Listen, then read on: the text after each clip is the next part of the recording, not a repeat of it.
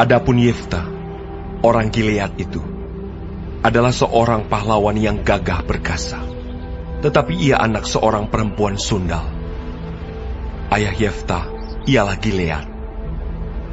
Juga istri Gilead melahirkan anak-anak lelaki baginya. Setelah besar anak-anak istrinya ini, maka mereka mengusir Yefta. Katanya kepadanya, "Engkau tidak mendapat milik pusaka dalam keluarga kami, sebab engkau anak dari perempuan lain." Maka larilah Yefta dari saudara-saudaranya itu, dan diam di tanah Tob. Di sana, berkumpullah kepadanya petualang-petualang yang pergi merampok bersama-sama dengan dia. Beberapa waktu kemudian, Bani Amon berperang melawan orang Israel. Dan ketika Bani Amon itu berperang melawan orang Israel, pergilah para tua-tua Gilead menjemput Yefta dari tanah Tob. Kata mereka kepada Yefta, "Mari, jadilah panglima kami, dan biarlah kita berperang melawan Bani Amon." Tetapi kata Yefta kepada para tua-tua Gilead itu, "Bukankah kamu sendiri membenci aku dan mengusir aku dari keluargaku?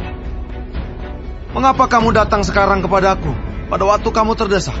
Kemudian berkatalah para tua-tua Gilead kepada Yefta, "Memang, kami datang kembali sekarang kepadamu. Ikutilah kami dan berperanglah melawan Bani Amon. Maka engkau akan menjadi kepala atas kami, atas seluruh penduduk Gilead." Kata Yefta kepada para tua-tua Gilead, "Jadi, jika kamu membawa aku kembali untuk berperang melawan Bani Amon, dan Tuhan menyerahkan mereka kepadaku, maka akulah yang akan menjadi kepala atas kamu." Lalu kata para tua-tua Gilead kepada Yefta, "Demi Tuhan yang mendengarkannya sebagai saksi antara kita, kami akan berbuat seperti katamu itu." Maka Yefta ikut dengan para tua-tua Gilead. Lalu bangsa itu mengangkat dia menjadi kepala dan panglima mereka. Tetapi Yefta membawa seluruh perkaranya itu ke hadapan Tuhan di Mispa. Kemudian Yefta mengirim utusan kepada Raja Bani Amon dengan pesan, "Apakah urusanmu dengan aku, sehingga engkau mendatangi aku untuk memerangi negeriku?" Jawab Raja Bani Amon kepada utusan Yefta, "Orang Israel ketika berjalan keluar dari Mesir telah merampas tanahku, dari sungai Arnon sampai ke sungai Yabok dan sampai ke sungai Yordan. Maka sekarang kembalikanlah semuanya itu dengan jalan damai." Lalu Yefta mengirim pula utusan kepada Raja Bani Amon dengan pesan, "Beginilah kata Yefta, orang Israel tidak merampas tanah orang Moab atau tanah Bani Amon. Sebab ketika berjalan keluar dari Mesir, orang Israel melalui padang gurun sampai ke Laut Teberau dan tiba di Kades. Ketika itu orang Israel mengirim utusan kepada Raja negeri Edom dengan permintaan, 'Izinkanlah kiranya kami berjalan melalui negerimu ini.' Tetapi Raja negeri Edom tidak mau mendengar. Mereka mengirim juga utusan kepada Raja negeri Moab, tetapi Raja ini menolak. Maka orang Israel tinggal di Kades. Kemudian mereka berjalan melalui padang gurun, menempuh jalan keliling, tanah Edom dan tanah Moab. Lalu sampai ke sebelah timur tanah Moab. Maka berkemahlah mereka di seberang sungai Arnon, dengan tidak masuk daerah Moab, sebab sungai Arnon itulah batas daerah Moab.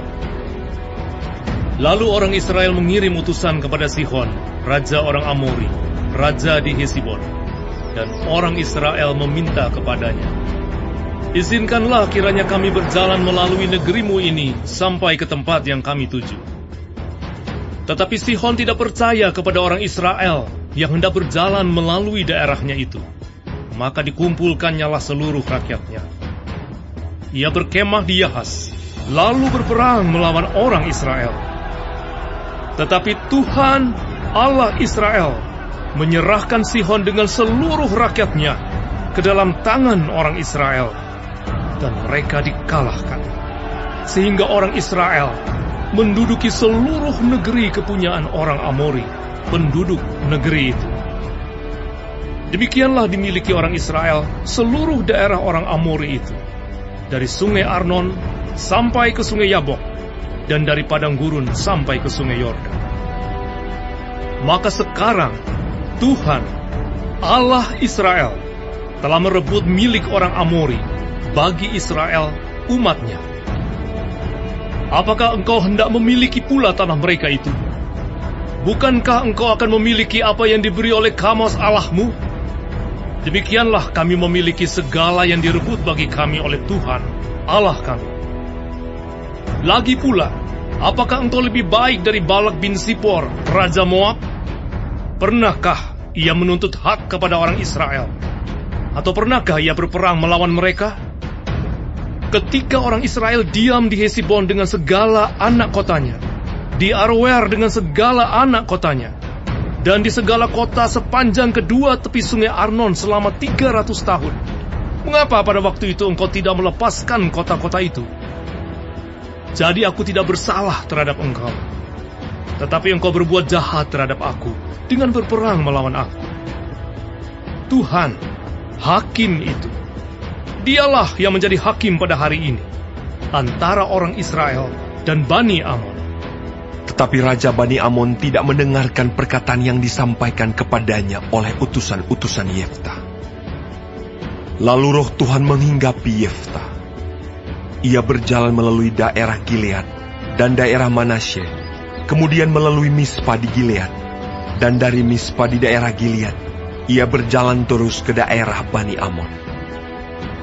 Lalu bernasarlah Yefta kepada Tuhan, katanya, "Jika engkau sungguh-sungguh menyerahkan Bani Amon itu ke dalam tanganku, maka apa yang keluar dari pintu rumahku untuk menemui aku, pada waktu aku kembali dengan selamat dari Bani Amon, itu akan menjadi kepunyaan Tuhan, dan aku akan mempersembahkannya sebagai korban bakaran."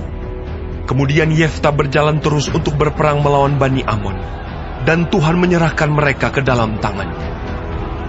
Ia menimbulkan kekalahan yang amat besar di antara mereka, mulai dari Aroer sampai dekat Minit, 20 kota banyaknya, dan sampai ke Abel Keramim, sehingga Bani Amon itu ditundukkan di depan orang Israel. Ketika Yefta pulang ke Mispa ke rumahnya, tampaklah anaknya perempuan keluar menyongsong dia dengan memukul rebana serta menari-nari. Dialah anaknya yang tunggal. Selain dari dia, tidak ada anaknya laki-laki atau perempuan. Demi dilihatnya dia, dikoyakkannyalah bajunya sambil berkata, Anakku, engkau membuat hatiku hancur luluh, dan engkaulah yang mencelakakan aku. Aku telah membuka mulutku bernasar kepada Tuhan, dan tidak dapat aku mundur. Tetapi jawabnya kepadanya, Bapa, jika engkau telah membuka mulutmu bernasar kepada Tuhan, maka perbuatlah kepadaku sesuai dengan nasar yang kau ucapkan itu. Karena Tuhan telah mengadakan bagimu pembalasan terhadap musuhmu, yakni Bani Amon itu. Lagi katanya kepada ayahnya, Hanya izinkanlah aku melakukan hal ini. Berilah keluasan kepadaku 2 bulan lamanya, supaya aku pergi mengembara ke pegunungan dan menangisi kegadisanku bersama-sama dengan teman-temanku. Jawab Yefta, Pergilah. dan ia membiarkan dia pergi 2 bulan lamanya.